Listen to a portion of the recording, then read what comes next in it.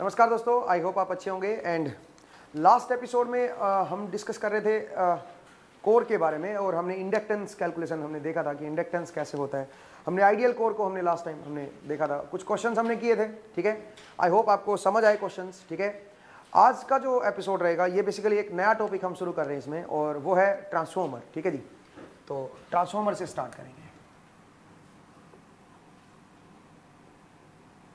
Transformer तो topic थोड़ा लंबा है, मतलब लंबा चलेगा, लेंदी है, बिकॉज इसमें हम single phase and three phase दोनों हम पढ़ने वाले हैं। तो इसका दो पार्ट है, एक सिंगल फेज ट्रांसफॉर्मर और एक आपका थ्री फेज ट्रांसफॉर्मर। ठीक है जी, थ्री फेज सर्किट्स मैंने आपको पढ़ाया था, आप जरूर उसको रिवाइज करके रखें, बिकॉज अभी थ्री फेज तक पहुंचने में थोड़ा टाइम लगेगा हमें।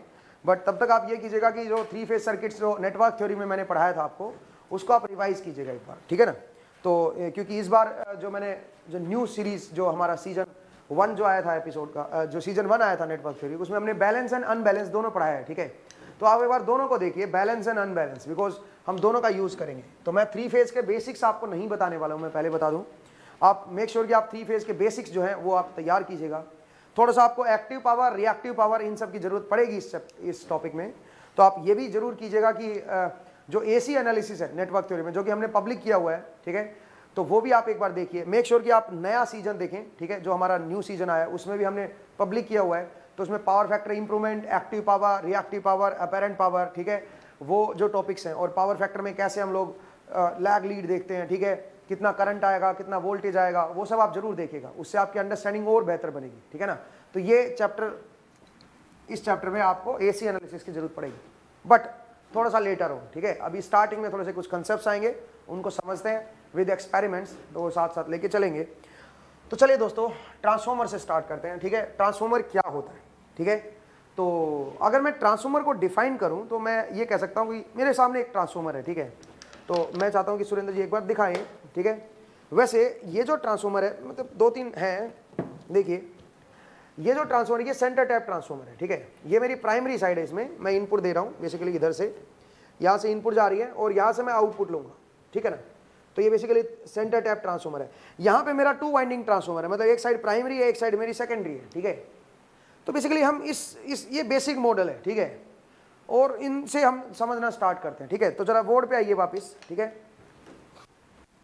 तो ट्रांसफॉर्मर को अगर मैं डिफाइन करूंगा तो ट्रांसफॉर्मर क्या होता है, एक इलेक्ट्रोमैकेनिकल डिवाइस होता है। ठीक है, तो वो क्या करता है बताओ, वो बेसिकली एनर्जी को ट्रांसफर करने के काम आता है। ठीक है, एक ऐसा डिवाइस, बल्कि इलेक्ट्रोमैकेनिकल नहीं, इलेक्ट्रोमैग्नेटिक बोलना चाहिए, इलेक्ट्रोमैग्नेटिक डिवाइस। ठीक है, इलेक्ट्रोमैग्नेटिक डिवाइस जो आपका एनर्जी को ट्रांसफर करने के काम आता है। ठीक है ना, उसको हम बोलते हैं ट्रांसफॉर्मर। ये वोल्टेज का जो लेवल है उसको स्टेप अप कर सकता है, स्टेप डाउन कर सकता है। सिमिलरली करंट का जो लेवल है उसको भी स्टेप अप या स्टेप डाउन कर देगा। ठीक है, बट फ्रीक्वेंसी को चेंज नहीं करेगा। It is an electromagnetic device which is used to transfer the energy. ठीक है, which is used to transfer the power, आप ये भी कह सकते हो। ठीक है, it is an electromagnetic device which is used to transfer energy और power। ठीक है, तो पावर या एनर्जी को ट्रांसफर करने के काम आता है हमारा। ठीक है, और जो पावर ट्रांसफर हो रही है वो, उसका प्रोसेस क्या है वो भी देखिए ना। हमने सप्लाई दी, जरा देखिए, हम एक कॉइल को सप्लाई देते हैं, इसमें दो कॉइल होती हैं, मतलब अगर मैं टू वाइंडिंग ट्रांसफर की बात करूं, सिंगल फेज ट्रांसफर। ठीक है, तो इसमें दो मेरे पास वाइंडिंग होती है। ठीक है, इसमें हम लोग सप्लाई देते हैं, इसमें कोर भी होती है बीच में, और ये मान लीजिए मेरे पास सेकेंडरी है, दो वाइंडिंग, एक प्राइमरी वाइंडिंग और एक सेकेंडरी वाइंडिंग। हालांकि मैं प्राइमरी सेकेंडरी से इसको कैटेगराइज नहीं करूंगा। ठीक है, ये क्योंकि प्राइमरी सेकेंडरी आर्बिट्रेरी होता है, जिस तरफ सप्लाई दोगे वो प्राइमरी, जिस तरफ आउटपुट लोगे वो सेकेंडरी। अब सप्लाई आप किधर भी दे सकते हो। मान लीजिए ट्रांसफॉर्मर है जो वोल्टेज को अप कर रहा है या वोल्टेज को डाउन कर रहा है, तो आप किधर भी सप्लाई दे सकते हो। तो कोई भी प्राइमरी हो सकती है, कोई भी सेकेंडरी हो सकती है। एनीवे, इसमें दो वाइंडिंग होती है बेसिकली। मैं आपको ट्रांसफॉर्मर के बारे में बता दूं, इसमें दो वाइंडिंग होती है। तो जिधर मैं सप्लाई दूंगा उसको मैं बोलूंगा प्राइमरी वाइंडिंग, और जिधर से मैं आउटपुट ले रहा हूं उसको मैं क्या बोलूंगा, उसको मैं सेकेंडरी बोलूंगा। ये मेरा आउटपुट है, और इन दोनों वाइंडिंग के बीच में मैं जानबूझ के कोर डालता हूं। उसका रीजन मैं बताऊंगा आपको कि मैंने कोर क्यों डाला है उसके बीच में। ठीक है, इनके बीच में मैंने कोर डाला है, कोई फेरोमैग्नेटिक कोर। ठीक है, फेरोमैग्नेटिक मटेरियल की। उसका क्या रीजन है अभी देखेंगे हम लोग, ठीक है। तो मैं इसमें कोर डालूंगा, ठीक है भाई। अब तो देखा जाए तो एनर्जी कैसे ट्रांसफर हो रही है वो जरा देखते हैं। यहां से इलेक्ट्रिकल एनर्जी है, ठीक है, जो यहां से पावर जाएगी या इलेक्ट्रिक एनर्जी जाएगी वो इलेक्ट्रिकल फॉर्म में है। उसको यहां पे किस फॉर्म में कन्वर्ट कर दिया बताओ जरा? फाइट फ्लक्स आएगा इसमें, इसका मतलब मैग्नेटिक एनर्जी में कन्वर्ट होगी। जो इलेक्ट्रिकल एनर्जी थी वो मैग्नेटिक फॉर्म में कन्वर्ट हो गई और उसके बाद फिर से आउटपुट में किस फॉर्म में ले रहा हूं? इलेक्ट्रिकल फॉर्म में। तो इसलिए इसको क्या नाम दिया गया? Electromagnetic device. बिकॉज ये इलेक्ट्रिकल एनर्जी को मैग्नेटिक एनर्जी और फिर मैग्नेटिक को वापस इलेक्ट्रिकल में कन्वर्ट करके हमें आउटपुट देता है। सही है भाई, बोले कोई दिक्कत है तो। अब ये कहाँ यूज होता है, ठीक है, इसका जरा यूज भी देख लेते हैं कि क्या क्या इसका यूज है। हालांकि उन यूज को जो हम यूज पढ़ेंगे उन यूजेस को हम आगे पढ़ेंगे, ठीक है। इसकी क्या एप्लीकेशन है, हम क्यों हम देख रहे हैं, तो इसको हम आगे जाके एक एक लेके और उनको हम पढ़ते जाएंगे, ठीक है ना। तो इसके यूज क्या है जरा देखिए। सबसे पहला यूज तो आपको पता चल गया होगा, स्टेप अप या स्टेप डाउन। वोल्टेज को स्टेप अप या स्टेप डाउन करता है। तो आप लिखिए, it is used to step up and step down the voltage and current. Current and voltage को स्टेप अप या स्टेप डाउन करने के काम आता है, ठीक है भाई। It is used to step up and to step down the voltage and current. Current and voltage को स्टेप अप या स्टेप डाउन करने के काम आता है, सबसे पहला पॉइंट, ठीक है। ये हम देखेंगे कैसे। नंबर 2 पॉइंट कि स्टेप अप या स्टेप डाउन कैसे करता है उसको हम समझेंगे। नंबर 2 पॉइंट लिखिए,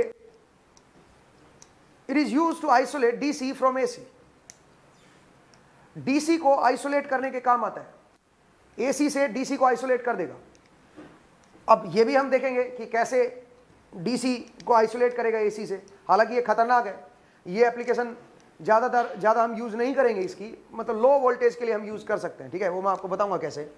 डीसी और एसी को आइसोलेट करने के काम आता है बेसिकली। अगर पीछे से सप्लाई डीसी आ रही है और उसमें एसी कंपोनेंट भी है तो डीसी को हटा के केवल कौन से कंपोनेंट पास कर देगा? AC. Kind of DC filter हो गया, आप ये कह सकते हैं, ठीक है ना। चलिए और जरा देखते हैं। नेक्स्ट लिखिए, it is used for impedance matching. For impedance matching. अब ये इंपीडेंस मैचिंग क्या होती है इसको भी जरा डिस्कस करेंगे अभी हम, ठीक है। यूज्ड फॉर इंपीडेंस मैचिंग, ये बहुत बढ़िया प्रॉपर्टी है भाई इसकी, ठीक है। इंपीडेंस मैचिंग क्या होती है उसको भी देखेंगे, कैसे ये इंपीडेंस मैचिंग करता है, ठीक है, उसको भी देखेंगे, ठीक है। अच्छा, नेक्स्ट इसके बाद आइसोलेशन, ठीक है। दो लाइंस को आइसोलेट करने के काम आता है, ठीक है। तो आप लिखिए, फॉर यूजिंग इलेक्ट्रिकल आइसोलेशन, ठीक है। तो आइसोलेशन के भी काम आएगा, ठीक है। तो आइसोलेशन करेंगे इसमें, ठीक है। वो मैं बताऊंगा कि कैसे हम आइसोलेट करते हैं, ठीक है। आइसोलेशन के काम आएगा, ठीक है। और कोई भाई और कोई एप्लीकेशन बताइए, ठीक है। फ्रीक्वेंसी चेंज नहीं करता, ये ध्यान रखना। Step up and step down करता है वोल्टेज या करंट को, but keeping frequency constant. Supply frequency मेरी क्या रहेगी? आउटपुट फ्रीक्वेंसी और सप्लाई फ्रीक्वेंसी वो मेरी कांस्टेंट रहेगी, उसको नहीं छेड़ेगा भी, ठीक है। और कोई एप्लीकेशन आपकी नज़र में हो बताइए, ठीक है भाई। तो इस तरह से हमने बोला कि क्या क्या इसकी एप्लीकेशंस है। तो एक एक एप्लीकेशन को एक एक जो यूज़ है इसका जो किस काम हम इसको यूज़ करते हैं, किस काम में हम इसको लगाते हैं, तो एक एक करके उसको समझेंगे, ठीक है ना। बट पहले और इसका कंस्ट्रक्शन क्या होगी और इसका कैसे ये कंस्ट्रक्ट होता है वो सब चीज़ें हम बाद में देखेंगे, वो हमारा लास्ट पार्ट रहेगा। बिकॉज मैं चाहता हूँ पहले आप इसका प्रिंसिपल समझे, किस प्रिंसिपल पे काम करता है ये और कैसे काम करता है, ठीक है। पहले उसको समझना जरूरी है अभी, तो उसको जरा समझते हैं, ठीक है। तो देखिए दोस्तों, आप लिखिए प्रिंसिपल ऑफ ट्रांसफॉर्मर, ठीक है। प्रिंसिपल ऑफ ऑपरेशन या फिर ऐसे कर सकते हैं, ठीक है। किस प्रिंसिपल पे ट्रांसफॉर्मर मेरा काम करता है? तो इसका बेसिक प्रिंसिपल जो है वो इलेक्ट्रोमैग्नेटिक इंडक्शन है, ठीक है। इलेक्ट्रोमैग्नेटिक इंडक्शन पे काम करता है। कैसे काम करता है वो जरा समझते हैं, ठीक है। इलेक्ट्रोमैग्नेटिक इंडक्शन पे काम करता है, ठीक है भाई। तो उसको जरा समझते हैं कि किस तरह से काम करता है इलेक्ट्रोमैग्नेटिक इंडक्शन पे। जरा देखिए दोस्तों, मैं बिल्कुल बेसिक से आपको समझा रहा हूँ कि इसमें क्या होता है और क्यों हम कोर लगाते हैं, ठीक है। कोर का क्या सिग्निफिकेंस है वो सब समझते हैं, ठीक है। जरा देखिए, मान लीजिए मेरे पास एक कॉइल है, ठीक है। मेरे पास मान लीजिए कोई कॉइल है और बीच में एयर डाल रखा है मैंने, ठीक है। कोई कोर नहीं है, एयर है। मैंने क्या किया, मैंने इसके ऊपर एसी सप्लाई दी, मैंने इसके ऊपर एसी सप्लाई दी, वीटी, ये मैंने इसको सप्लाई दी। उससे मान लीजिए जो करंट आया वो भी ऑल्टरनेटिंग आया, ठीक है। ऑल्टरनेटिंग वोल्टेज है तो ऑल्टरनेटिंग करंट आएगा, ठीक है। अब सुनो, इसमें टर्न्स है n या n1 टर्न्स ले लीजिए, n1 टर्न्स है और ये करंट मान लीजिए I1t आया, ठीक है। अब सुनो क्या होगा, यहां से कुछ फ्लक्स निकलेगा, क्योंकि पहले एमएमएफ बनेगा, आप जानते हो एमएमएफ क्या आएगा बताओ जरा, वो बनेगा N1 इंटू I1T, इतना एम्पियर टर्न्स मेरा एमएमएफ आ गया, N1 इंटू I1T, ये मेरा एमएमएफ आएगा। और एमएमएफ किसको पैदा करता है बताओ, फ्लक्स लाइन सेटअप करता है। तो यहां से फ्लक्स लाइन सेटअप हो जाएंगी हर तरफ,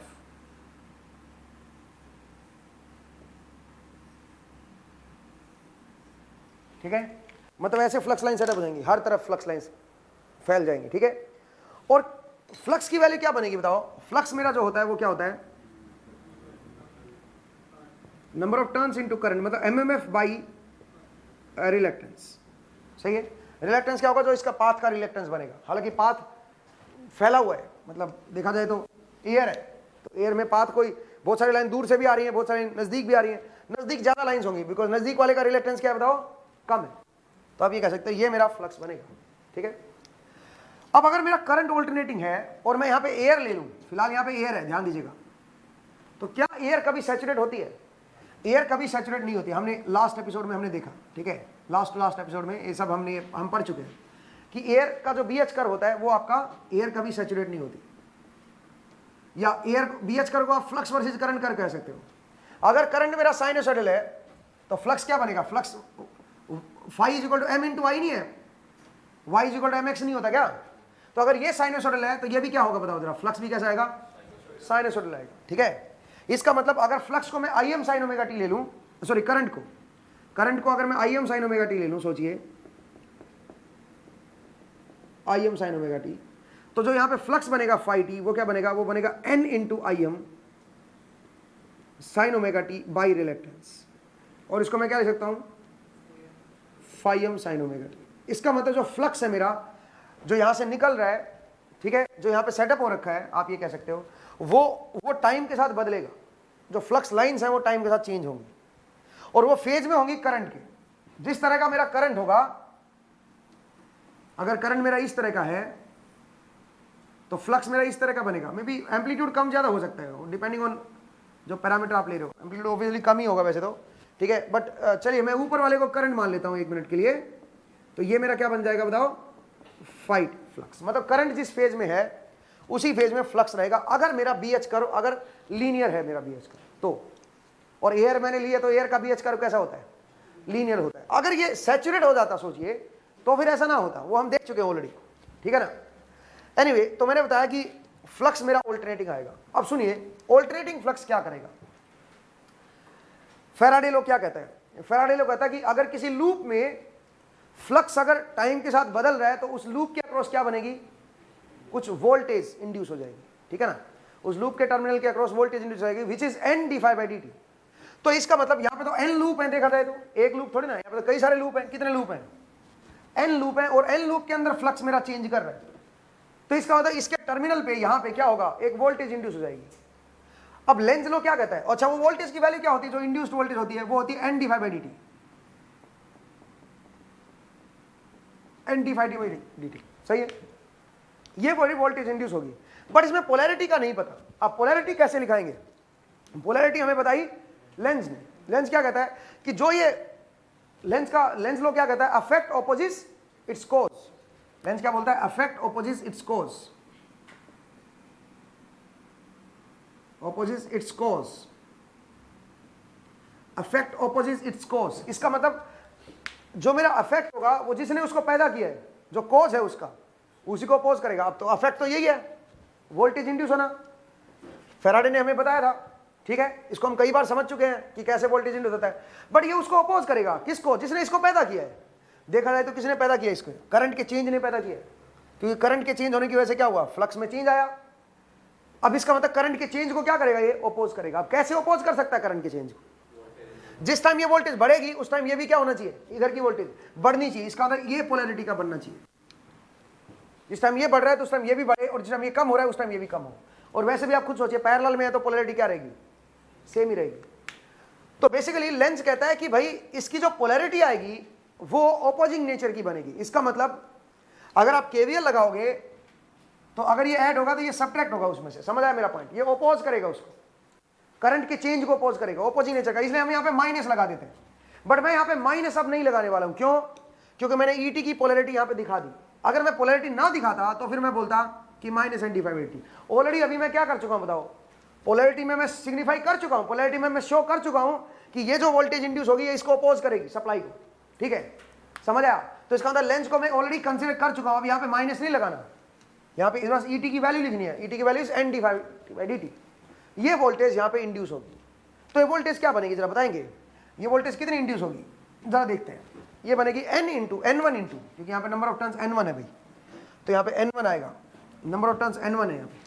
तो क्या बनेगा ये बनेगा N1 d/dt ऑफ, बोलिए क्या बना, phi m sine of omega T. तो क्या बनेगा बताओ जरा, ET की वैल्यू क्या आई बताओ, N1 phi m omega cos of omega T, ये बनेगा। सही है। अब अगर मैं यहां से देखूं तो ये बनेगा N1 phi m omega, cos की जगह पे क्या आ जाएगा, ओमेगा टी प्लस 90। इसका मतलब जो इंड्यूस्ड वोल्टेज होगी वो करंट से, करंट या फ्लक्स से क्या करेगी, 90 डिग्री लीड करेगी। सही है। इसका मतलब आप ये कह सकते हो कि जो मेरे पास इस कॉइल के अक्रॉस जो वोल्टेज इंड्यूस होगी, जो मेरी वोल्टेज इंड्यूस हो रही है वही तो मेरी सप्लाई वोल्टेज है देखा जाए तो, क्योंकि पैरेलल है। मैं मान के रख रहा हूं कि भाई कॉइल का बीच में कोई रेजिस्टेंस वगैरह नहीं है, ठीक है, आइडियल सिचुएशन है। तो मैं बोलूंगा कि भाई जो वोल्टेज यहां पे है वही वोल्टेज इसके अक्रॉस आएगी, पैरेलल है तो सेम होगी वोल्टेज। तो इसका मतलब मैं ये कह सकता हूं अगर मेरा ET इधर है तो यही मेरा क्या होगा बताओ जरा, सप्लाई वोल्टेज VST होगा। सप्लाई वोल्टेज VST दिखा दो। अब आप बोलोगे सर अभी तो आप कह रहे थे ओपोजिंग नेचर की है, अभी आप कह रहे हो कि सेम फेज में आएगा। देखो नेचर ओपोजिंग का मतलब जब मैं KVL लगाऊंगा तब ओपोजिंग होगा। फेज की अगर मैं बात करूं, जिस टाइम ये बढ़ रहा है उस टाइम ये भी बढ़ रहा है, और जिस टाइम ये कम हो रहा है उस टाइम ये भी कम हो रहा है, इसका मतलब दोनों क्या है, सेम फेज में है। तो फेज मैं इस पॉइंट से कह रहा हूं कि हर इंस्टेंट पे जैसे वो बढ़ रहा है वैसे वो बढ़ रहा है। वैसे ओपोजिंग नेचर कैसे हुआ, पोलैरिटी वाइज। जब आप इसके ऊपर जब आप सर्किट में आप सोल्व करोगे तो ये प्लस आएगा, ये माइनस आएगा, समझ रहे हो? यहाँ पे उसका ओपोजिंग नेचर आएगा, मतलब सब्ट्रैक्ट होगा, आप ये कह सकते हो। बट वैसे अगर मैं देखूँ तो जिस टाइम वोल्टेज बढ़ेगी उस टाइम इधर भी, जब सप्लाई वोल्टेज बढ़ेगी तो उधर ET भी बढ़ेगा, सेम फेज में आएगा। समझ आया? ध्यान दीजिएगा। ET, तो ये ET जो है वो ये मेरा ये वाला है, और इसको मैंने इस तरह से दिखा दिया, ठीक है ना। अच्छा सुनो, अगर मैं पोलैरिटी ना दिखाता ना, अगर मैं पोलैरिटी ना दिखाता तब मुझे क्या करना पड़ता, तब मुझे ओपोजिंग नेचर दिखाना पड़ता। क्यों? क्योंकि वो ओपोजिंग नेचर क्या दिखा रहा है फिर, वो बताओ, ओपोजिट जो मैंने दिखाया वो क्या सिग्निफाई कर रहा है, वो कह रहा है कि वो ओपोजिंग है, वो VT को अपोज करेगी। आप समझ रहे हो मेरा पॉइंट? सर्किट में जब आप लगाओगे KVL तो उस टाइम वो अपोज करेगी, उसका मतलब ये है। बट ऑलरेडी मैं पोलैरिटी दिखा चुका हूं, जो ET मैं दिखा रहा हूं ये ET मेरा इस पोलैरिटी का है, इसका मतलब मैं लेंस को कंसीडर कर चुका हूं। अब मुझे सिर्फ इसका मैग्नीट्यूड बताना है कि इसका जो मैग्नीट्यूड है वो ये है, और ये 90 डिग्री लीड कर रहा है, ठीक है। और जो पोलैरिटी इसकी है वही पोलैरिटी इसकी भी है, इसका मतलब दोनों क्या रहेंगे, सेम फेज में। सोचिए अगर मैं पोलैरिटी ना दिखाता, मैं सिंपल ET लिख देता, मतलब इस तरह का आप बोलता। ध्यान दीजिए, पहले तो ये बड़ा कंफ्यूजन होता है इस पॉइंट में, इसलिए मैं इसको बार बार बोल के चलता हूँ, ठीक है। ये मेरा VT है, मैंने कोई पोलैरिटी नहीं दिखाई, मैं बोल रहा हूँ इसके अक्रॉस ET वोल्टेज इंड्यूस होगी। अब मुझे क्या दिखाना पड़ेगा, अगर मैं VT को इधर दिखा रहा हूँ, V को इधर दिखा रहा हूँ, ये फेजर फॉर्म में तो VT मत लिखिए, इसको VS लिखिए, कैपिटल में लिख लो। ये मेरा VS है और ये किसके बराबर होगा, E के बराबर, ठीक है ना। तो अब बताइए, अगर मैं VS को इधर दिखा रहा हूं तो मुझे इधर दिखाना पड़ेगा इस बार, क्योंकि मैंने पोलैरिटी नहीं दिखाई है। तो ये इसका मतलब इस बार E में ये ओपोजिंग नेचर भी ये शो करेगी, समझ आ। लेकिन अगर मैंने एक बार पोलैरिटी दिखा दी, इट मींस सेम में आएगा, ठीक है। इसका मतलब यहाँ पे माइनस नहीं आएगा, समझ आया? माइनस नहीं आएगा तो फिर 90 डिग्री लीड करेगा। और अगर यहाँ पे माइनस आ जाता, सोचिए, तो यहाँ पे माइनस होता, यहाँ पे माइनस होता, और ये क्या होता फिर -90 बनता। उस केस में क्या करता फिर बताओ, उस केस में लैग करता। पॉइंट को ध्यान दीजिए, फेजर बड़ा इंपॉर्टेंट है। ये बुक्स में कई जगह गलतियां हैं, ठीक है। जैसे आपकी PS बिमरा देखोगे ना, उसमें पोलैरिटी भी दिखा रहा है और नीचे भी दिखा रहा है, तो इसका मतलब वहां पे वो मिस्टेक कर बैठा है, ठीक है ना। तो कुछ छोटी छोटी मिस्टेक्स हैं उस बुक में, वो हम धीरे धीरे साथ साथ चलते चलते रेक्टिफाई कर लेंगे। तो मैंने आपको बताया कि किस तरह से हम लोग VS को दिखाएंगे और E को दिखाएंगे, ठीक है।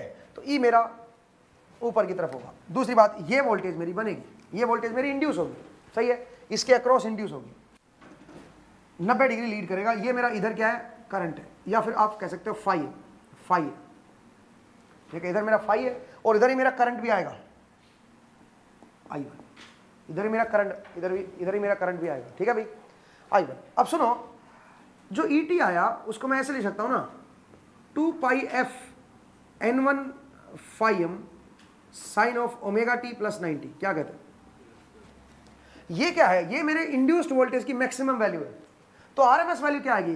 कैपिटल ई आरएमएस, या ई ही लिख दो, ई मेरा आरएमएस में ही होता है। अगर सिंपल मैग्नीट्यूड लिख रहा हूं तो इसका मतलब वो आरएमएस वैल्यू है। तो आरएमएस वैल्यू क्या बनेगी? By √2 n1 phi m by √2। तो क्या बनेगा बताओ जरा दोस्तों?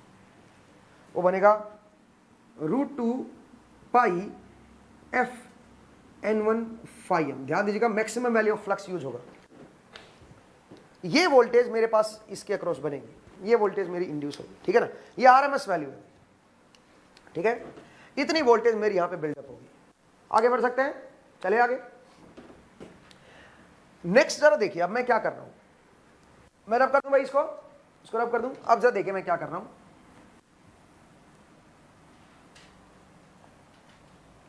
अब मैं एक और कॉइल ले रहा हूं, ठीक है? ध्यान से सुनिएगा, बड़ा इंपॉर्टेंट है।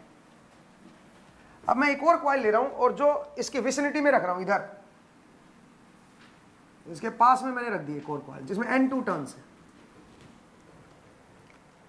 जिसमें N2 टर्न्स है। तो अब मुझे बताइए, इसका कुछ हिस्सा फ्लक्स का क्या होगा?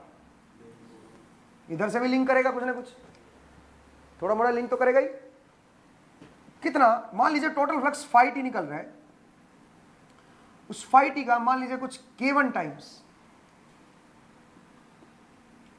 इधर जा रहा है, कुछ k1 टाइम्स इधर जा रहा है। This k1 is known as coupling factor of coil 1, ठीक है? This k1 is known as coupling factor. आपको मैंने उसमें भी पढ़ाया था मैग्नेटिकली कपल्ड सर्किट में। कपलिंग फैक्टर क्या होता है? कितना म्यूचुअल फ्लक्स है डिवाइड बाय कितना टोटल फ्लक्स है, ठीक है ना? तो ये k1 टाइम्स फ्लक्स, इसका जो टोटल फ्लक्स निकल रहा है उसका कुछ हिस्सा इधर भी जाएगा, सही है? तो अब यहां पे भी, तो ये तो ऑल्टरनेटिंग है, इसका मतलब मैं इसको लिख सकता हूं k1 into phi m sine omega T, क्या कहते हैं? सही है? इतना फ्लक्स इस दूसरी कॉइल में जाएगा, क्या कहते हो? सही है? बोलिए, कोई दिक्कत है तो? अब फिर तो यहां पे भी वोल्टेज इंड्यूस होगी, फिर तो इसके अक्रॉस भी वोल्टेज इंड्यूस होगी, बट इसके अक्रॉस अभी आप पोलैरिटी को नहीं डिसाइड कर पाओगे। क्यों भाई? क्योंकि ये भी परेशान है, देखा जाए तो इसके अंदर फ्लक्स ऑल्टरनेट कर रहा है, तो ये भी वोल्टेज इंड्यूस करेगी, बट इसकी जो पोलैरिटी होगी वो कैसे देखोगे? वो अभी मत उसको दिमाग में रखो, वो बताएंगे हम कैसे पोलैरिटी बनेगी, ठीक है? उस पोलैरिटी को हम लोग बताएंगे कि किस तरह से वो पोलैरिटी हम लोग डिसाइड करते हैं। बट मैं ये कह सकता हूं अभी के लिए दिखा दो आप ये पोलैरिटी, बट इसका मैं रीजन नहीं बता रहा हूं, आपको बाद में बताऊंगा कि किस पोलैरिटी की यहाँ पे वोल्टेज बनेगी। आप ऐसे दिखा दो, और इसको मैं नाम दे रहा हूं E2T। तो E2T जो आएगा वो क्या आएगा? वो आएगा N2 इंटू डी, क्या बनेगा? D by D T of, बोलिए ना क्या बनेगा? k1 phi t, क्योंकि अब जो फ्लक्स इसके अंदर जा रहा है उसकी वजह से होगा ना, सही है भाई? तो अब क्या बना दोस्तों बताओ? ये बनेगा N2 इंटू k1, और phi t की जगह पे क्या कर दो? k1 phi m, इसका डेरिवेटिव लो ना, k1 phi t का, k1 phi t ये है मेरे पास, इसका डेरिवेटिव लो, तो k1 phi m omega cos omega t, ये वोल्टेज बनेगी दोस्तों, ठीक है? लेंस को मैं अगेन नहीं कंसीडर कर रहा हूं, क्योंकि उसकी वजह से जो पोलैरिटी आनी चाहिए वो मैंने दिखा दी पोलैरिटी, और वो लेंस के हिसाब से ही मैंने दिखाई है, इसलिए मैं माइनस को नहीं ले रहा हूं। पॉइंट को समझिए। तो ये क्या बना? ये बना N2 k1 phi m omega sine of, बोलिए, प्लस 90। इसका मतलब मैं ये कह सकता हूं कि ये वोल्टेज भी किधर आई बताओ? पहली जो मेरा E1 थी, इसको मैं E1 लिख रहा हूं भाई, इसको E1 नोट कीजिएगा, ठीक है? जो मेरा E1 थी उधर ही नहीं आई क्या? उसी के फेज में नहीं आई। इसका मतलब ये जो वोल्टेज आएगी, अगर मैंने पोलैरिटी दिखा दी है तो, ठीक है, ये भी क्या आएगी बताओ जरा? ये आपकी उसी के फेज में आएगी। बोलिए दोस्तों, ये उसी के फेज में आएगी। कोई दिक्कत है, कोई परेशानी है, आप पूछिए, ठीक है भाई? ये आपकी सेम फेज में आएगी, उसी के फेज में बनेगी, कुछ इस तरह का, ठीक है? तो इसकी जो आरएमएस वैल्यू आएगी वो क्या आएगी बताओ? वो आएगी N2 into k1 into phi m into 2 pi f by √2। तो क्या बना दोस्तों? वो बना √2 pi f n1 phi m into k1, बोले ना, ये बन गया E2। इसको मैं √2 pi f, √2 pi को मैं क्या ले सकता हूं? 4.44, जनरली आप ऐसे याद रखते हो, n1 phi m, और यहां पे क्या आएगा? N2, यहाँ पे N2 phi, तो ये क्या बनेगा? ये बनेगा 4.44 f N2 phi m K1, ये मेरा E2 बनेगा दोस्तों, ये मेरा E1 बन गया और ये मेरा E2 बनेगा। बट ध्यान से देखिए यहां पे K1 आ रखा है, क्यों? क्योंकि सारा फ्लक्स इधर नहीं जा रहा है, ठीक है, सारा का सारा फ्लक्स इधर नहीं जा रहा है।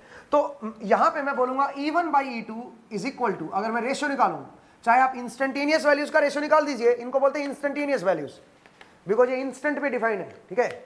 इंस्टेंटेनियस वैल्यूज का चाहे रेशियो ले लीजिए, चाहे आप किसका रेशियो लेंगे बताओ, आरएमएस वैल्यूज का रेशियो ले लीजिए, तो क्या बनेगा? वो बनेगा N1 बाई K1 N2, मतलब N1 बाई N2 नहीं बनेगा फिलहाल तो, ठीक है, N1 बाई K1 N2। अब सुनो मैं क्या कर रहा हूं, मैं इसको जरा पास में ला रहा हूं, मैं इसको जरा पास में ला रहा हूं, सोचिए मैं इसको बिल्कुल इसके नजदीक लाने की कोशिश कर रहा हूं। तो जैसे जैसे मैं इसके पास में लाऊंगा क्या होगा बताओ जरा, K1 की वैल्यू बढ़ती चली जाएगी, क्योंकि जो जितना परसेंटेज फ्लक्स इसमें से पास हो रहा, टोटल फ्लक्स का कितना हिस्सा इधर इसमें से पास हो रहा था, वो K1 टाइम्स पास हो रहा था। तो जैसे से मैं इसको पास में लाऊंगा, वो वाला हिस्सा K1 की वैल्यू जो है वो क्या हो जाएगी, बढ़ती जाएगी, मतलब टोटल फ्लक्स का वो हिस्सा जो इधर पास हो रहा है उसकी वैल्यू बढ़ती जाएगी। देखो ना K1 क्या है, अगर मैं K1 की वैल्यू की बात करूं, देखो ये म्यूचुअल फ्लक्स है, इसको मैं म्यूचुअल फ्लक्स बोल सकता हूं, ठीक है। तो K1 की वैल्यू क्या बनेगी बताओ जरा, mutual flux by total flux. तो जैसे से पास में आएगा, जो म्यूचुअल फ्लक्स जो पास में जो इसमें से पास हो रहा है, उस फ्लक्स की वैल्यू क्या होती जाएगी, बढ़ती चली जाएगी। इसका मतलब K1 की वैल्यू क्या होती जाएगी, बढ़ती चली जाएगी। जैसे से पास में लाओगे तो इसका मतलब जैसे से K1 की वैल्यू बढ़ती जाएगी, E2 की जो आरएमएस वैल्यू है उसकी वैल्यू भी क्या होती जाएगी, बढ़ती चली जाएगी।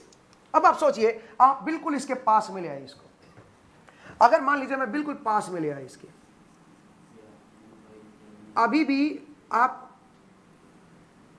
आपका K1 1 नहीं बनेगा। क्यों नहीं बनेगा?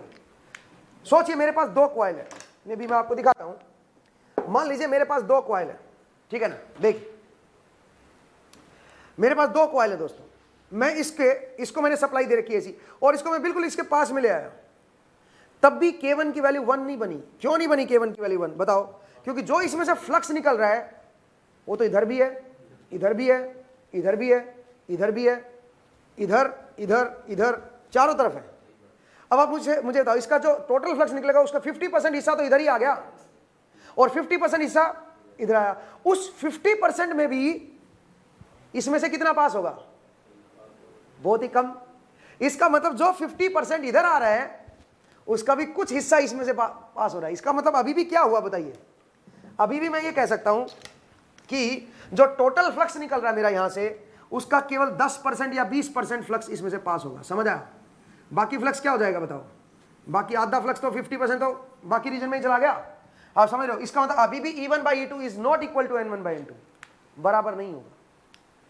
तो अब सुनो, वो फ्लक्स प्राइमरी साइड का वो फ्लक्स जो सेकेंडरी में भी जाता है, प्राइमरी साइड किसको बोल रहा हूं? जिसके साथ सप्लाई कनेक्ट है।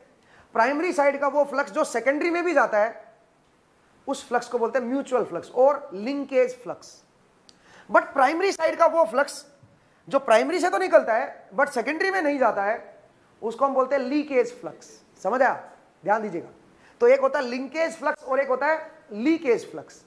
तो फिलहाल यहां पे लिंकेज फ्लक्स बहुत कम है, ठीक है। बेशक मैं उसको बिल्कुल पास में ले आऊं, तब भी जो लिंकेज फ्लक्स होगा वो क्या रहेगा बताओ? बहुत कम रहेगा। लीकेज फ्लक्स मेरे पास अभी भी बहुत ज्यादा है। लीकेज फ्लक्स क्या होता है बताओ जरा?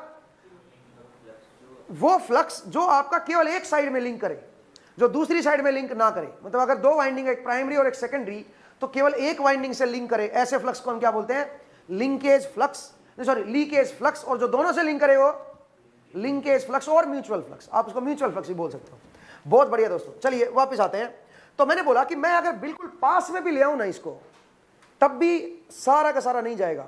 तब भी क्या होगा बताओ? इवन 10% या 20% फ्लक्स इसमें से पास होगा, तब भी सारा नहीं जाएगा, ठीक है। अब अगेन फंस गए। मैं चाहता हूं कि सारा का सारा फ्लक्स पास करें। ऐसे बाय द वे सारा क्यों नहीं जा रहा? क्योंकि चारों तरफ एयर है ना, तो इक्वल स्प्रेड होगा चारों तरफ, इसलिए चारों तरफ जा रहे हैं। सोचिए अब अगर मैं ऐसा करता कि मैं इन दोनों के बीच में एक आयरन कोर डाल देता। सोचिए दोनों कॉइल बिल्कुल मैंने ऐसे लगाई और मैंने इनके बीच में एक आयरन कोर डाल दी, मतलब कुछ इस तरह का कर दिया। अब बताइए ना क्या होगा? अगर मान लीजिए मैं इसके बीच में आयरन कोर डाल दूं, अब बताइए क्या होगा? अब क्या होगा? आयरन कोर का रिलेक्टेंस जो होगा वो क्या होगा, एयर के कंपैरिजन में, एयर के कंपैरिजन में लो होगा। सोचिए 1 मिनट के लिए आइडियल लेके चलते हैं, इसका मतलब रिलेक्टेंस क्या हो गया, 0। आइडियल कोर ले लेता हूं, 1 मिनट के लिए आइडियल कोर ले लेते हैं, रिलेक्टेंस हो गया 0। इसका मतलब जो भी फ्लक्स यहां से पैदा होगा, हालांकि 0 करंट ही पैदा कर देगा, करंट की वैल्यू 0 ही, हमने ये देखा था लास्ट एपिसोड में, जब आइडियल कोर होती है तो 0 करंट से ही क्या आ जाएगा, फाइनाइट फ्लक्स आ जाएगा। बट जो भी फ्लक्स आएगा अब वो सारा का सारा क्या होगा बताओ जरा, इधर से जाएगा, कोर से जाएगा, और कोर जो है, कोर के ऊपर ही सेकेंडरी लपेटी गई है, नहीं, इसका मतलब सारा का सारा फ्लक्स क्या होगा, सेकेंडरी में जाएगा। इसका मतलब इस बार K1 की वैल्यू क्या हो जाएगी, 1, और अगर K1 की वैल्यू 1 होगी तो E1 अपॉन E2 क्या बन जाएगा बताओ जरा, N1/N2। इसका मतलब एक चीज तो आप समझे यहां से कि E1/E2 इक्वल टू N1/N2 केवल और केवल किस में होता है बताओ जरा, आइडियल ट्रांसफॉर्मर में। इसको ट्रांसफॉर्मर बोलते हैं बाय द वे, इस सेटअप को हम क्या बोलते हैं, ट्रांसफॉर्मर, ठीक है। और E1/E2 इक्वल टू N1/N2 किस में बनेगा, आइडियल ट्रांसफॉर्मर में। अगर ये प्रैक्टिकल कोर होती, सोचिए अगर ये कुछ फाइनाइट होता, लो होता बट कुछ फाइनाइट होता, तो उस केस में क्या होता, सुनो, जो टोटल फ्लक्स आएगा यहां से, ध्यान से समझिए, अगर मेरा रिलेक्टेंस लो है बट फाइनाइट है, तो उस सिचुएशन में क्या होगा, उस सिचुएशन में जो फ्लक्स यहां से निकलेगा उसको 2 पाथ नजर आ रहे हैं, एक तो लो रिलेक्टेंस वाला पाथ और एक एयर के थ्रू हाई रिलेक्टेंस पाथ। अब आप बताओ, जब करंट होता है उसको जब 2 रेजिस्टेंस नजर आते हैं, एक हाई रेजिस्टेंस और एक लो रेजिस्टेंस, तो क्या हाई रेजिस्टेंस में से करंट जाता नहीं है क्या, बिल्कुल जाता है, हालांकि वो बहुत कम जाता है बट जाता तो है। इसका मतलब इसको लो रिलेक्टेंस यहां पे नजर आ रहा है और एक हाई रिलेक्टेंस यहां से नजर आ रहा है, इसका मतलब अब क्या होगा, अब जाएगा, इधर से भी जाएगा कुछ ना कुछ, समझ आया। अगर प्रैक्टिकल केस ले लूं तो इसका मतलब जो टोटल फ्लक्स यहां से निकला है वो सारा का सारा अब इधर नहीं जाएगा। इसका मतलब प्रैक्टिकल केस में कभी भी ये होल्ड नहीं करेगा, ध्यान दीजिएगा, क्योंकि K1 की वैल्यू उस केस में 100 नहीं हो सकती, सारा का सारा फ्लक्स उधर नहीं जा रहा है, पॉइंट को समझिए। इसका मतलब थोड़ा बहुत क्या रहेगा, लीकेज रहेगा, इसको बोलते हैं लीकेज फ्लक्स। ये क्या है मेरा, लीकेज फ्लक्स। प्रैक्टिकल केस में हमेशा क्या रहेगा, लीकेज फ्लक्स रहेगा, ठीक है। मेरा फ्लक्स लीक करेगा कुछ ना कुछ, एयर से के थ्रू भी पास होगा, ठीक है, और कुछ हिस्सा उधर से जाएगा। हालांकि ये लीकेज बहुत कम हो जाएगा, क्यों, क्योंकि रिलेक्टेंस मेरा क्या है बताओ, वेरी लो, रिलेक्टेंस मेरा वेरी लो है, तो वेरी लो होने की वजह से मैक्सिमम फ्लक्स आपका दूसरी तरफ जाएगा, समझ आ गई, ज्यादातर फ्लक्स आपका दूसरे हिस्से में जाएगा, ठीक है। तो इसका मतलब ये जो रिलेशन है E1/E2 इक्वल N1/N2, ये कब वैलिड होगी बताओ, ओनली इन आइडियल केस, केवल और केवल आइडियल केस में वैलिड होगी, अदरवाइज ये रिलेशन वैलिड नहीं होगी, ध्यान दीजिएगा, ठीक है। आइडियल केस में पढ़ते हैं। दूसरी बात, आगे बढ़ते हैं, ठीक है। तो मैंने आपको बताया, अच्छा दूसरा एक और केस देखिए, तो इसका मतलब है हमने यहां से एक और 2 चीजें देखी, हमने यहां से क्या देखा, हमने बोला E1 और E2 क्या होंगे बताओ, दोनों सेम फेज में होंगे अगर आपने पोलैरिटी लेंस के हिसाब से लगाई है। तो अगर आपने पोलैरिटी लेंस लो के हिसाब से लगाई है तो इसका मतलब क्या होगा बताओ, मतलब ऑपोजिंग नेचर का मान के अगर आपने लगाई है तो उसके हिसाब से फिर E1 और E2 क्या आएंगे, दोनों सेम फेज में आएंगे और सप्लाई वोल्टेज के बराबर होंगे, और E1/E2 का जो रेशियो होगा वो N1/N2 होगा, अगर मेरा आइडियल कोर है तो, ठीक है, अगर आइडियल ट्रांसफॉर्मर है तो, और करंट मेरा इधर होगा, सही है, बोलिए कोई दिक्कत है तो। आइडियल केस में 0 करंट ही मेरा फाइनाइट फ्लक्स दे देता है, ठीक है, 0 करंट ही मेरा फाइनाइट फ्लक्स दे देगा, समझ आया, इसको हम बोलते हैं ट्रांसफॉर्मर। आई होप ट्रांसफॉर्मर आपको समझ आया। तो आप बताओ किस प्रिंसिपल पे काम किया इसने, इंड्यूस नहीं हो रहा है क्या, यहाँ पे इंडक्शन हो रहा है, देखो फ्लक्स के चेंज की वजह से क्या हो रहा है, वोल्टेजेस इंड्यूस हो रही है, इसलिए इसको हम क्या बोलते हैं, इसका जो प्रिंसिपल है वो क्या है बताओ जरा, किस प्रिंसिपल पे काम कर रहा है, ऑन इलेक्ट्रोमैग्नेटिक इंडक्शन, ठीक है, it works on electromagnetic induction principal, ठीक है भाई, वो चीज है। चलिए बहुत बढ़िया, एक और चीज देखिएगा, एक और हमने यहां से सीखा, चलो प्रैक्टिकल केस में ले भी लो 1 मिनट के लिए, थोड़ा मोड़ा प्रैक्टिकल केस ले भी लो, मतलब K की वैल्यू चलो 100 नहीं 99 ले लो, अप्रोक्सीमेटली 1 ही हो गया ना, अप्रोक्सीमेट तो कर ही सकता हूं प्रैक्टिकल केस में, बोली ना, प्रैक्टिकल केस को आइडियल के साथ अप्रोक्सीमेट तो कर ही सकते हैं, तो कोई बात नहीं, चलो अप्रोक्सीमेट मान लीजिए मैं कर भी दूं 1 मिनट के लिए, तो भी मैं ये कह सकता हूं E1/E2 इक्वल टू N1/N2 के बराबर मान लो 1 मिनट के लिए, अप्रोक्सीमेटली बराबर मान लो इन प्रैक्टिकल केस, ठीक है, इन प्रैक्टिकल सिचुएशन में रब कर दूंगा, इसको रब कर दूं भाई,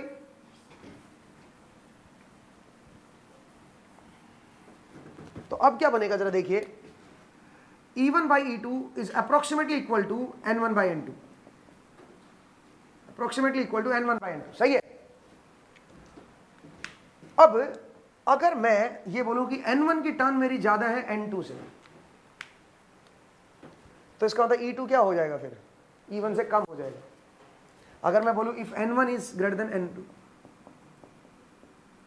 तो उससे इसका मतलब मैं यहां से क्या सिग्निफाई कर सकता हूं, E2 is less than E1। इसका मतलब इसको बोलेंगे स्टेप डाउन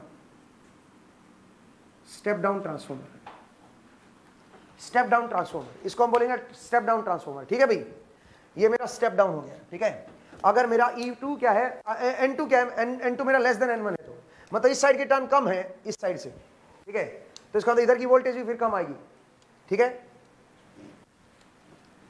और अगर N2 मेरी ज्यादा है N1 से, तो उस केस में क्या होगा बताओ जरा, E2 मेरा बड़ा हो जाएगा E1 से, इस रेशियो से कह रहा हूं मैं। ठीक है, तो इसका मतलब क्या बन जाएगा, वो आपका स्टेप अप ट्रांसफॉर्मर बन जाएगा, वो मेरा स्टेप अप ट्रांसफॉर्मर बन जाएगा। सही है भाई, बोलिए, कोई दिक्कत तो नहीं है। तो मैंने बोला कि जो पहला जो पार्ट था कि वोल्टेज को स्टेप अप या स्टेप डाउन करने काम आता है, वो मैंने बताया कि किस तरह से स्टेप अप या स्टेप डाउन करता है। ठीक है, और कौन से प्रिंसिपल पे काम करता है। दूसरी बात, एक और चीज देखिए, E2 की वैल्यू में K1 नहीं रहेगा यहाँ पे, और φm की वैल्यू इटसेल्फ बढ़ जाएगी।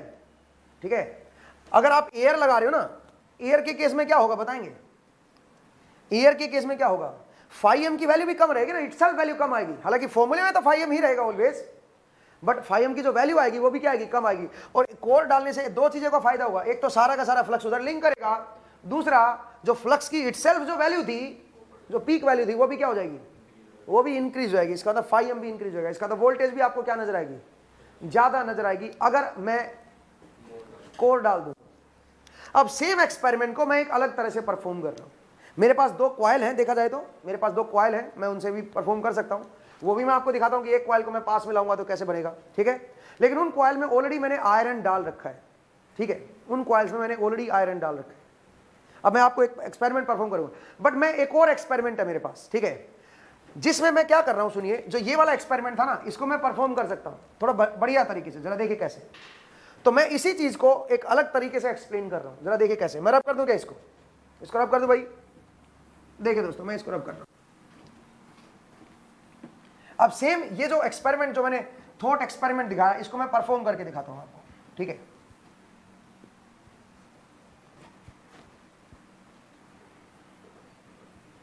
मेरे पास दो ऐसे इंडक्टर है, मतलब मैंने टर्न्स लगा रखी है उनके ऊपर। ठीक है, एक ऐसा है और एक थोड़ा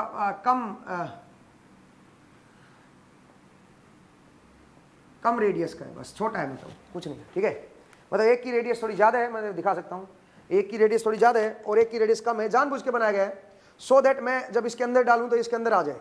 ठीक है, ये मैंने जानबूझ के ऐसा लगाया। ठीक है, सो दैट ये एक दूसरे के अंदर आ सके। ठीक है, ये क्यों मैं चाह रहा था ऐसा, ठीक है, उसका रीजन था। जरा देखिए, सोचिए अगर मैं इसको इसके पास में लाऊंगा, मैंने इसको सप्लाई दे दी, तो उससे क्या आएगा बताओ जरा, फ्लक्स निकलेगा। ठीक है, अब मैं क्या कर रहा हूं, यहां पे मैं वोल्टेज चेक कर रहा हूं, यहां पे मैंने मल्टीमीटर लगा रखा है इस पे। ठीक है, तो मैं थोड़ा सा अलग तरह से बना रहा हूं इसको, जरा देखिए, मैं थोड़ा डिफरेंट तरीके से दिखा रहा हूं इसको। मैंने क्या लगा रखा है, यहाँ पे मल्टीमीटर लगा रखा है अभी। ठीक है, मेरा मल्टीमीटर यहाँ पे लगा हुआ है।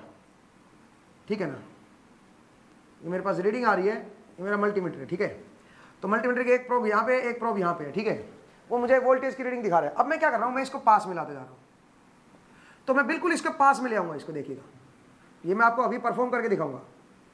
तो जैसे मैं पास में लेके आऊँगा, आप देखेंगे कि जो मेरी सप्लाई वोल्टेज है उसका बहुत कम हिस्सा आपको इधर नजर आएगा।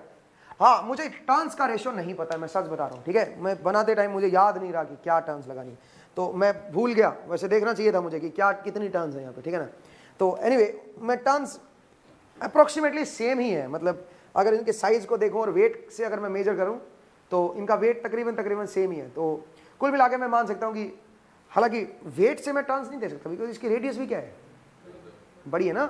ठीक है, तो अगर वेट बराबर है तो इसका मतलब इसमें कम टर्न्स होनी चाहिए क्योंकि इसकी रेडियस भी ज़्यादा है। पॉइंट को समझिए। ठीक है, चलिए कोई बात नहीं, मैं टर्न्स को, चलो में भी ज़्यादा वेरिएशन नहीं है टर्न्स का। ठीक है ना, फिलहाल यहाँ पे वोल्टेज मेरी पूरी नहीं बनेगी, आप जानते हो क्यों। यहाँ पे दो चीजों का कम असर मिलेगा मुझे। क्या? एक तो फ्लक्स की जो मैक्सिमम वैल्यू है वो कम मिलेगी। क्यों? क्योंकि क्या है बताओ, चारों तरफ एयर है, और एयर का रिलेक्टेंस क्या होता है? ज्यादा होता है। तो एयर का रिलेक्टेंस ज्यादा होने की वजह से जो फ्लक्स की वैल्यू आएगी इटसेल्फ, वो भी क्या आएगी?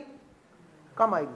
फ्लक्स की वैल्यू कम आएगी, सही बात है। दूसरा, जो फ्लक्स यहां से निकलेगा उसका मैक्सिमम पार्ट लीकेज फ्लक्स होगा। जो फ्लक्स यहां से निकलेगा उसका मैक्सिमम पार्ट लीकेज फ्लक्स होगा। लिंकेज फ्लक्स क्या होगा? बहुत ही कम होगा। मतलब जो म्यूचुअल फ्लक्स आएगा वो बहुत ही कम आएगा। क्या कहते हैं? सही बात है। जो लिंक करने वाला फ्लक्स है बहुत कम आएगा। फिर मैंने क्या किया सुनो, मैं चाहता हूं कि सारा का सारा इसमें लिंक करे, तो एक काम करता हूं, मैं इसको इसके अंदर डाल देता हूं। क्या कहते हो? अगर इसके अंदर डाल दिया तो फिर क्या होगा? अब क्या होगा बताओ? अब मैं ये कह सकता हूं कि जितना भी फ्लक्स इसमें से निकलेगा वो सारा का सारा अंदर वाले से भी निकल रहा है। नहीं समझे?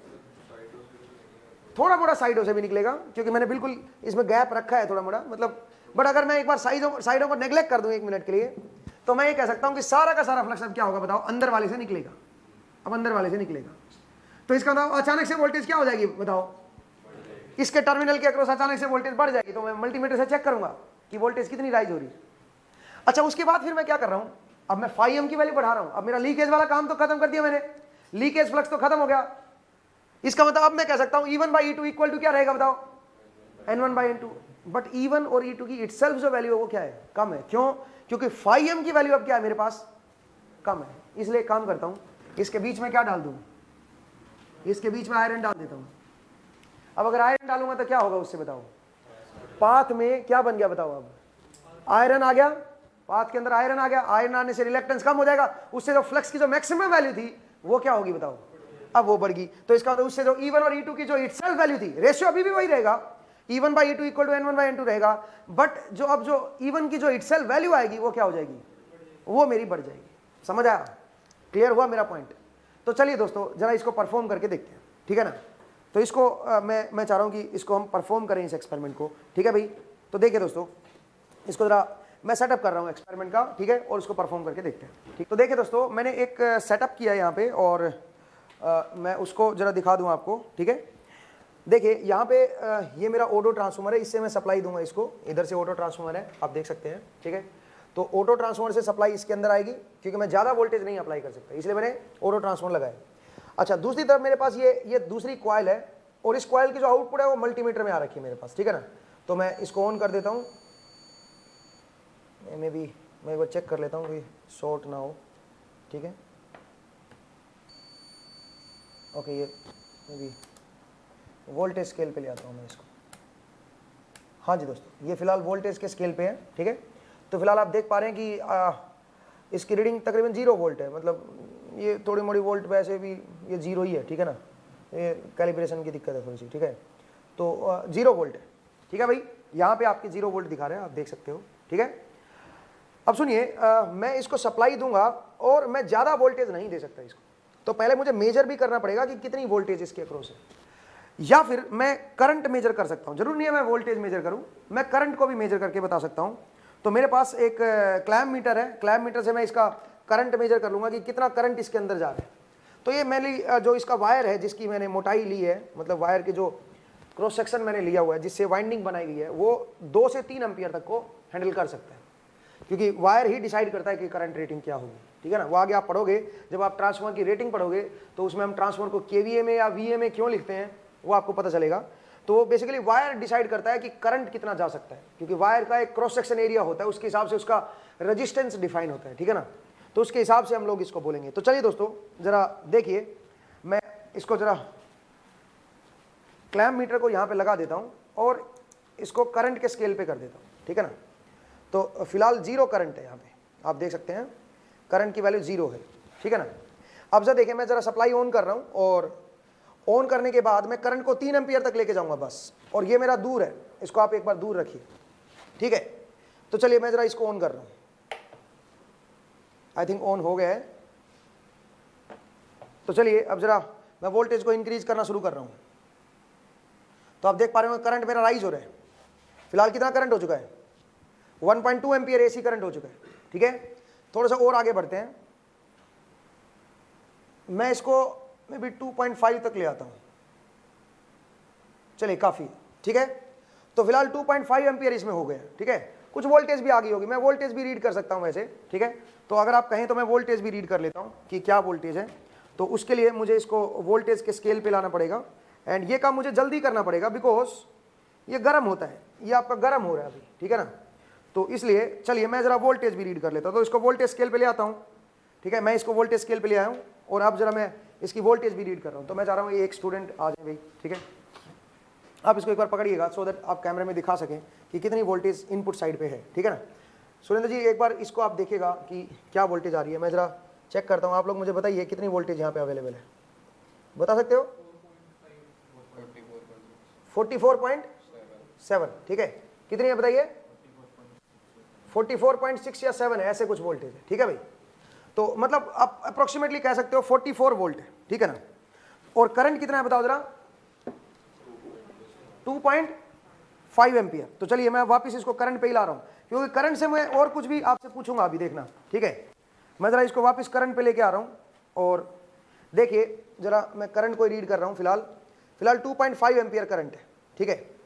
2.5 एम्पियर करंट है। तो मैं इसको थोड़ा सा पीछे करके रख देता हूं।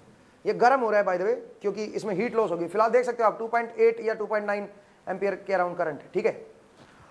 तो इसको मैं जरा इसके पीछे रख देता हूं सो दैट ये गिरे ना। दूसरा अब जरा देखिए, अब यहाँ पे वोल्टेज देखिएगा। फिलहाल वोल्टेज कितनी है यहाँ पे जरा बताएंगे? फिलहाल यहाँ पे 0 वोल्ट है। अब मैं इसको आगे ला रहा हूँ, मैं इसको छोटे स्केल पे ले आता हूँ, थोड़ा सा प्रिसाइज ये मुझे बता पाएगा। हाँ जी, जरा देखिए वोल्टेज कितनी हो गई है? 0.48।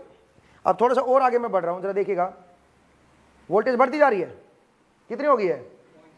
0.64। और आगे ले आया हूँ 1.34 वोल्ट हो गया। मतलब इसका मतलब इसमें से जो फ्लक्स निकल रहा है वो इसमें जा रहा है अभी, ठीक है। हालांकि वो इतना ज्यादा फ्लक्स नहीं है। अब चलिए एक काम करता हूं, मैं इसको इसके अंदर डाल देता हूं।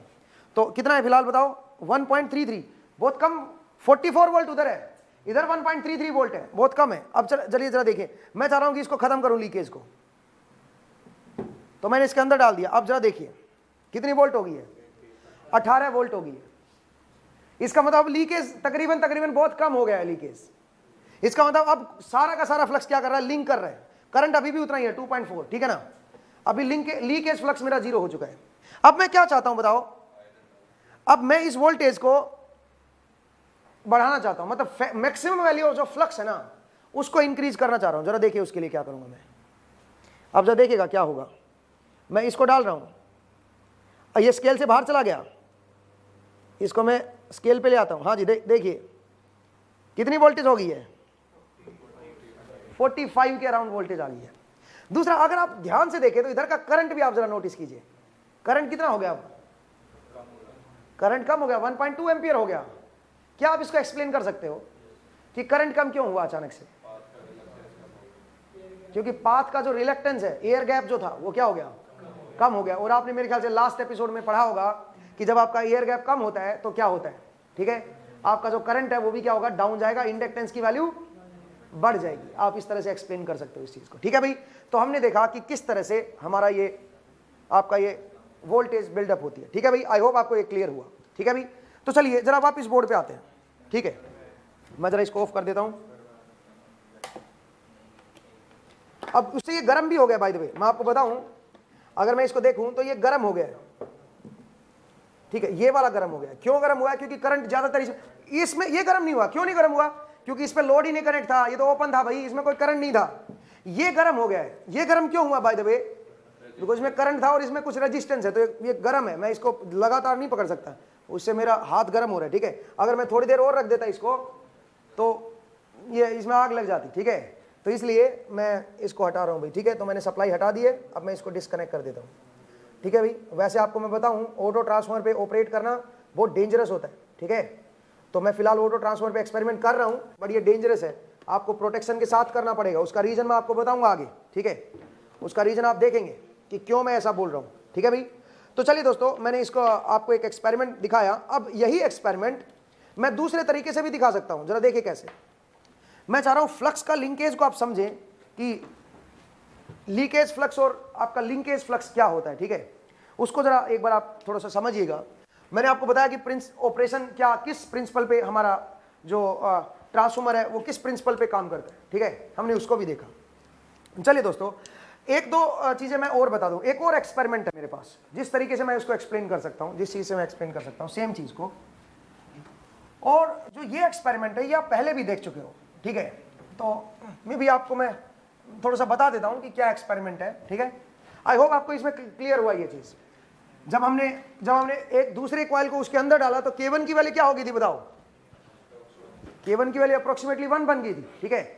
K1 की वैल्यू मेरी अप्रोक्सीमेटली 1 हो गई थी। तो 1 होने की वजह से क्या हुआ था, फ्लक्स आपका सारा का सारा दूसरे में जाने लग गया था। बट उससे जो वोल्टेज की वैल्यू थी वो बहुत कम थी। क्यों? क्योंकि वोल्टेज का जो E1 या E2 जो बन रहा था वो था 4.44 N1 phi m F, यही था ना। तो जो मेरा phi m की जो वैल्यू थी वो इटसेल्फ कम वैल्यू थी, समझ रहे हो।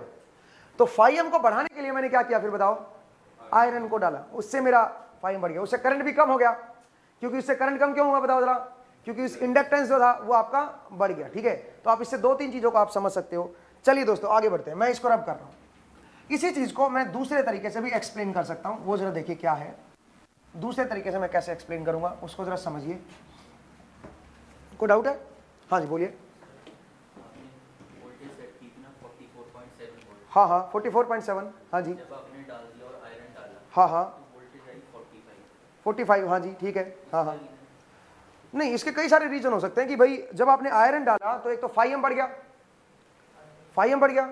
तो phi m बढ़ने से एक तो इधर की वोल्टेज, इधर आपका आप ये कह सकते हो कि वोल्टेज राइज करेगी, सही है, वोल्टेज राइज करेगी, phi m की वजह से वोल्टेज राइज हो रही है, ठीक है। दूसरी तरफ है जी, हाँ प्राइमरी से ज्यादा। टर्न्स का मुझे नहीं पता ना, टर्न्स का भी तो एक फैक्टर बीच में आ जाता है, मुझे टर्न्स का नहीं पता ना कितनी टर्न्स है, तो उसके साथ क्या होता है, ज्यादा टर्न्स है उधर, क्योंकि ये रेडियस भी छोटी है और इसमें छोटी टर्न्स है, इसमें लेयर भी बहुत सारी लगा रखी है मैंने, तो हो सकता है कि इसकी टर्न्स ज्यादा हो, ठीक है ना। तो ऐसा हो सकता है कि टर्न्स की वजह से ऐसा हुआ हो, ठीक है, तो आप कुछ कह नहीं सकते। चलिए दोस्तों आगे बढ़ते हैं थोड़ा सा। एक और जरा मेरे पास सेटअप है, ठीक है, वो भी मैं आपको एक्सप्लेन कर दूं। हालांकि उस सेटअप को मैं आगे यूज करने वाला हूं बहुत ज्यादा, ठीक है। देखिए मैंने क्या किया हुआ है, मेरे पास कुछ इस तरह की मैंने ई ले रखी है। जैसे आपका ई और आई होता है ना ट्रांसफर बनाने के लिए, आप कोर लेते हो, तो कोर मैंने ई की फॉर्म में ले रखी है और उनके ऊपर यहां पे कॉइल लगा रखी है, ठीक है, ऐसी कॉइल है मेरे पास, ठीक है, इस तरह की कॉइल। और एक दूसरा, और ये फिक्स्ड है, ये मेरी फिक्स्ड है, एक कॉइल मेरी फिक्स्ड है और एक कॉइल मेरी मूवेबल है, ठीक है, एक कॉइल मेरी मूवेबल है।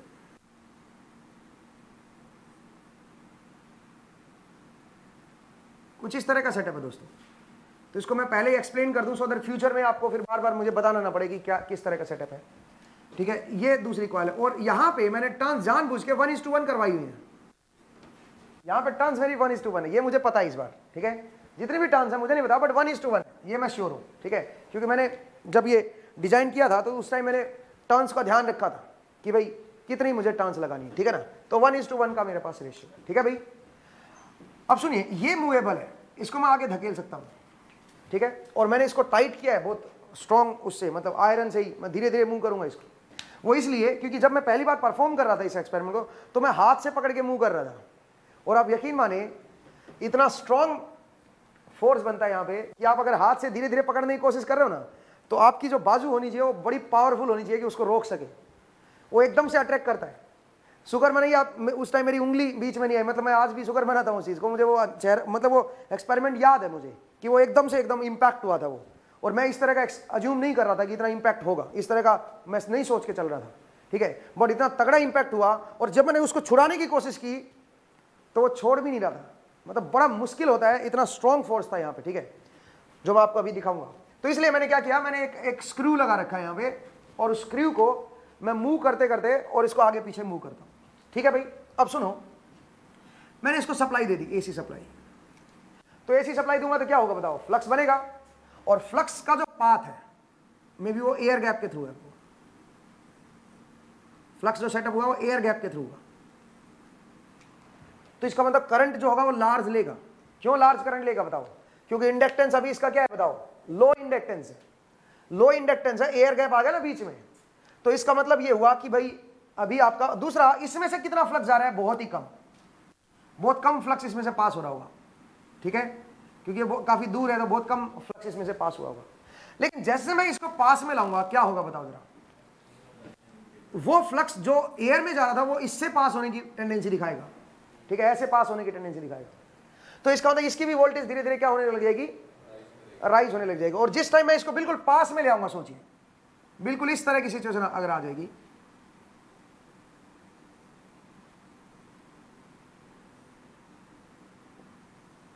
बिल्कुल ये सिचुएशन बन जाएगी, उस टाइम आप सोचिए क्या होगा। बिल्कुल मैंने E टू E जोड़ दिया इसको, हालांकि थोड़ा मोड़ा एयर गैप हमेशा रहेगा। तो एक कॉइल यहां पे थी और एक कॉइल यहां पे थी। अब बताइए, अब जो सप्लाई वोल्टेज है और जो यहां की वोल्टेज है वो क्या रहेगी बताओ, अब वो सेम हो जाएगी। क्यों? क्योंकि अब जो सारा का सारा फ्लक्स है वो अब इधर से पास हो रहा है। बट स्टिल क्योंकि यहां पे थोड़ा बहुत फाइनाइट गैप रहेगा, कुछ ना कुछ फ्लक्स आपका यहां से भी अपना क्लोज लूप बना लेगा। मतलब परफेक्टली आप नहीं कर सकते हो, ठीक है। तो इस तरह का मेरे पास ये सेटअप है, गैप इसमें हमेशा रहेगा। तो आप ये नहीं कह सकते उतनी ही वोल्टेज यहां पे आएगी, बट तकरीबन वोल्टेज मेरी सेम आ जाएगी, ठीक है। थोड़ा बहुत लीकेज फ्लक्स भी रहेगा, ठीक है। तो ये एक्सपेरिमेंट है मेरा, इसको मैं मूव करके इसको आगे तक लेके आया, ठीक है ना। तो इसको भी आप देख सकते हो, इसको भी आप एक्सपेरिमेंट को देख सकते हो आगे, ठीक है। तो मैं चाहता हूँ एक बार मैं इसको दिखा दूँ, सो दैट आपको ये भी आपको समझ आ जाए, और उसके बाद फिर हम आगे प्रोसीड करते हैं, ठीक है। तो जरा देखिए दोस्तों, मैं चाहता हूँ सुरेंद्र जी एक बार दिखाएं ये। तो देखिए मेरे पास ये सेटअप है कुछ, ठीक है, और मैं इसको जरा इसको उल्टा दिखा रहा हूँ आपको, बिकॉज देखिए बेसिकली ये मैंने जो वायरिंग कर रखी है इसकी वो कुछ अलग तरह से है। मैं आपको थोड़ा सा एक्सप्लेन कर देता हूँ कि किस तरह का मैंने वायरिंग वो रखा है। देखिए दोस्तों, ये वाला साइड है ना, ये इस साइड है, आप जरा समझ सकते हो, ठीक है। कुछ इस तरह का लगा रखा है, ये दो तरफ है मेरे पास, दो साइड है, एक ये वाली साइड है और एक ये वाली साइड है, दो चीज़ है मेरे पास, ठीक है ना। तो एक ये वाली साइड है, एक ये वाली साइड है। ये वाली साइड इसके लिए है और ये वाली साइड मेरी इसके लिए है। तो अब मैं काम करता हूँ, मैं इस साइड में सप्लाई दे देता हूँ और मैं इस साइड से वोल्टेज चेक करूँगा, ठीक है ना। इधर से मैं वोल्टेज निकालूंगा और इस साइड से मैं सप्लाई, लेकिन मेक श्योर कि मैं इसको दूर कर दूं अच्छा खासा, ठीक है। तो यहाँ से मैं इसको, ये मेरा मूवेबल मैंने सिस्टम बनाया हुआ है, स्क्रू डाला हुआ है इससे, ठीक है। तो इसको मैं बिल्कुल पीछे ले आता हूँ, तो जितना मैक्सिमम डिस्टेंस पे ला सकता हूँ मैं उसको मैक्सिमम पे ला रहा हूँ, ठीक है ना।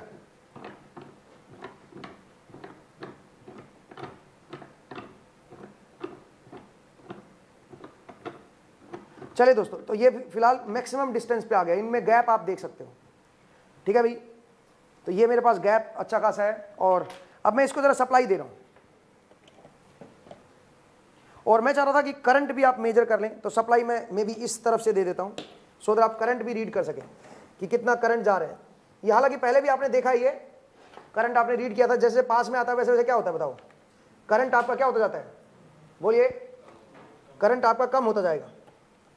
अगर, और करंट क्यों कम हो रहा है बताओ, क्योंकि जैसे जैसे पास में आ रहा है वैसे वैसे उसका इंडक्टेंस जो है वो क्या हो रहा है, इंडक्टेंस बढ़ रहा है, ठीक है। तो फिलहाल 0 एम्पियर करंट है, आप देख सकते हो, ठीक है ना। फिलहाल 0 एम्पियर है, और वो पावर भी मेरी 0 है क्योंकि मैंने इसको कनेक्ट ही नहीं किया है। चलिए अब जरा कनेक्ट कर देते हैं। तो मैंने कनेक्ट कर दिया दोस्तों, ठीक है। फिलहाल ये कनेक्टेड है और पावर ये अच्छी खासी ले रहा है और करंट भी अच्छा खासा ले रहा है। अब मैं चाह रहा हूँ इधर की वोल्टेज भी मैं चेक करूँ, तो मैं चाहता हूँ एक स्टूडेंट आ जाए भाई, ठीक है।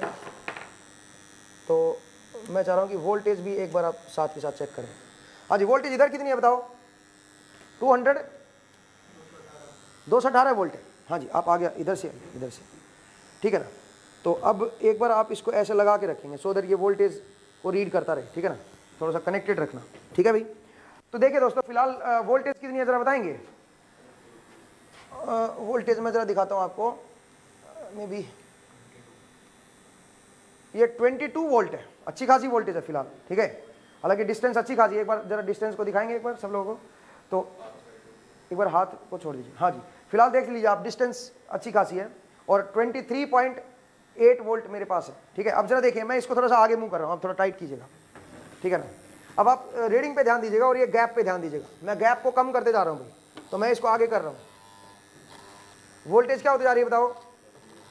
इस करंट पे भी ध्यान देना, जो सप्लाई से करंट जा रहा है वो भी क्या हो रहा है, पैरेलल में आप ये भी देखते जा सकते हो। करंट आपका क्या होगा बताओ जरा?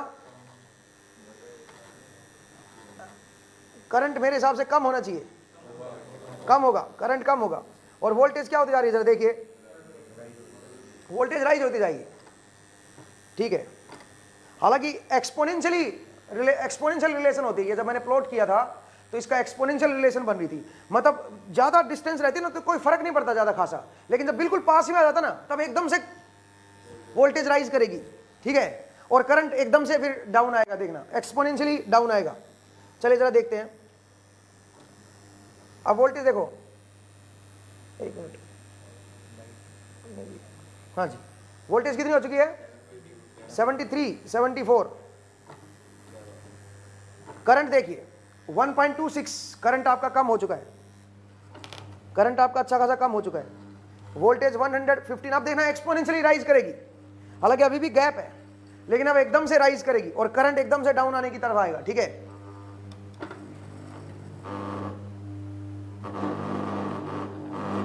करंट एकदम से राइज, वोल्टेज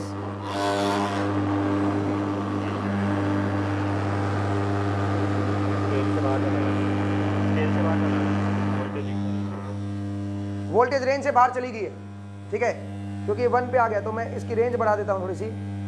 हाँ जी, जरा देखिए आप, वोल्टेज कितनी हो गई है? 210 हो गई है। और इधर की इनपुट साइड की वोल्टेज कितनी है? 226। मतलब कभी भी ये 1:1 बनवाया था मैंने, बट कभी भी 1:1 का रेशियो रहेगा नहीं। क्यों नहीं रहेगा बताओ? क्योंकि थोड़ा मोड़ा फ्लक्स अभी भी क्या है बताओ, अभी भी थोड़ा मोड़ा फ्लक्स आपका लीक कर रहा है, समझ रहे हो?